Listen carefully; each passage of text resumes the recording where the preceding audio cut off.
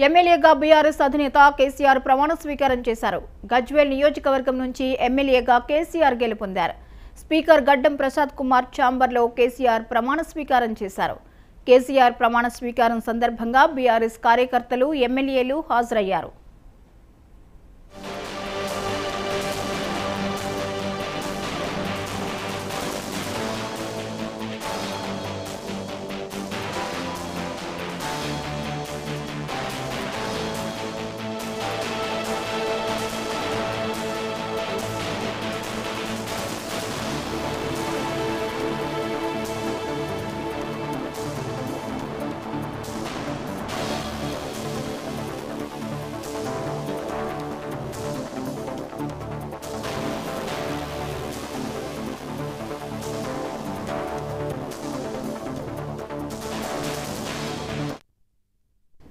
ఎమ్మెల్యేగా బీఆర్ఎస్ అధినేత కేసీఆర్ ప్రమాణ స్వీకారం చేశారు. గజ్వేల్ నియోజకవర్గం నుంచి ఎమ్మెల్యేగా కేసీఆర్ గెలుపొందారు. స్పీకర్ గడ్డం ప్రసాద్ కుమార్ ఛాంబర్లో కేసీఆర్ ప్రమాణ స్వీకారం చేశారు. కేసీఆర్ ప్రమాణ స్వీకారం సందర్భంగా బీఆర్ఎస్ కార్యకర్తలు, ఎమ్మెల్యేలు హాజరయ్యారు.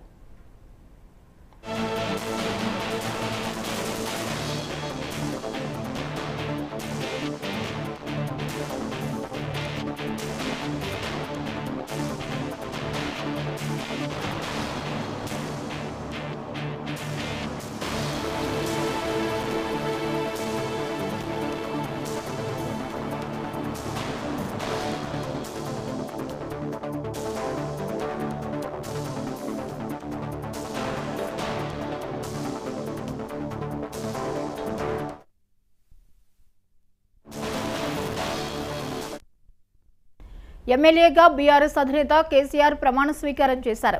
గజ్వేల్ నియోజకవర్గం నుంచి ఎమ్మెల్యేగా కేసీఆర్ గెలుపొందారు. స్పీకర్ గడ్డం ప్రసాద్ కుమార్ ఛాంబర్లో కేసీఆర్ ప్రమాణ స్వీకారం చేశారు. కేసీఆర్ ప్రమాణ స్వీకారం సందర్భంగా బీఆర్ఎస్ కార్యకర్తలు, ఎమ్మెల్యేలు హాజరయ్యారు.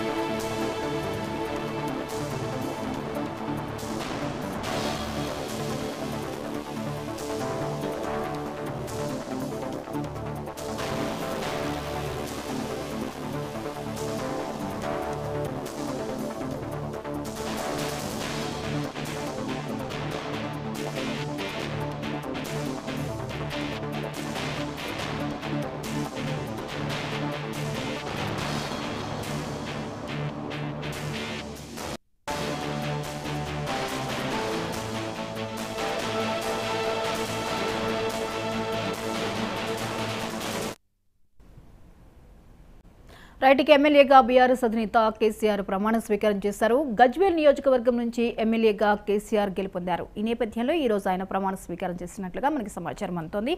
ఇక దీనికి సంబంధించిన మరిన్ని అప్డేట్స్ ని మా ఇన్పుట్ ఎడిటర్ నవీన్ అందిస్తారు. నవీన్, చెప్పండి, ఈ రోజు కేసీఆర్ ప్రమాణ స్వీకారం చేశారు, ఎమ్మెల్యేగా డీటెయిల్స్ ఏంటి?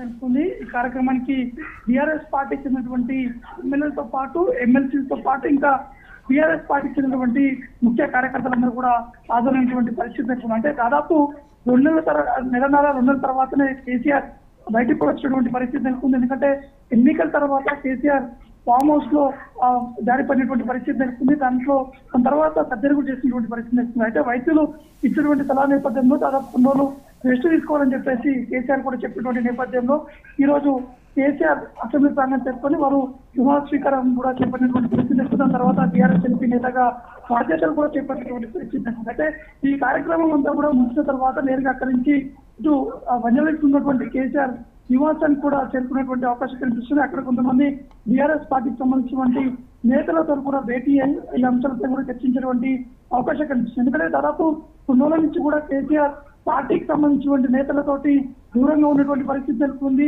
ఈ ఓటమికి సంబంధించినటువంటి అంశాలు కావచ్చు, ఇతర అంశాలపై కూడా కేసీఆర్ మధ్యాహ్నం టీఆర్ఎస్ పార్టీ చెందినటువంటి కీలకమైనటువంటి నేతలతో కూడా చర్చించినటువంటి అవకాశం కనిపిస్తుంది. ఎందుకంటే విమాన స్వీకారం చేపడుతుంది కాబట్టి విమాన స్వీకారం ఆ తర్వాత గజ్వేల్లో ఉన్నటువంటి సీనియర్ నేతలు కావచ్చు, బీఆర్ఎస్ పార్టీలో ఉన్నటువంటి ముఖ్య నేతలు కావచ్చు, ఇతర ఎమ్మెల్యేలకు కూడా కేసీఆర్ భేటీ అయ్యేటువంటి అవకాశం కూడా తెలిసింది. కాబట్టి రాష్ట్రంలో ఉన్నటువంటి పరిస్థితులు ఇప్పుడున్నటువంటి తాజా రాజకీయాలకు సంబంధించినటువంటి అంశాలతో పాటు ఏ విధంగా బీఆర్ఎస్ ఇంకా యాక్టివ్ గా ముందుకు వెళ్ళాలనే అంశాలపై కూడా చర్చించేటువంటి అవకాశం అనేది కూడా మనకి సమాచారం ఉంటుంది. కాబట్టి ఇప్పుడు ఇంకా అసెంబ్లీ ప్రాంగణంలోనే కేసీఆర్ ఉండడం జరిగింది. కేసీఆర్ వెంట సంతోష్తో పాటు ఆ కేటీఆర్ కూడా ఈ యొక్క ప్రమాణ స్వీకార కార్యక్రమాల్లో కూడా పాల్గొనడం జరిగింది. దాంతో పాటు బీఆర్ఎస్ పార్టీకి ఉన్నటువంటి ఎమ్మెల్యేలందరూ కూడా ఈ యొక్క కార్యక్రమాలు కూడా పాల్గొనేటువంటి పరిస్థితి ఉంటుంది. కాబట్టి అక్కడి నుంచి నేరుగా నందినగర్ కూడా చేరుకునేటువంటి అవకాశం కనిపిస్తుంది. ఈ రోజు మధ్యాహ్నం నందినగర్ లో ఇక్కడ సమావేశం ఏర్పాటు చేసిన తర్వాత నేరుగా ఫామ్ హౌస్ లో వెళ్ళేటువంటి అవకాశం కనిపిస్తుంది. Right, thank you Naveen.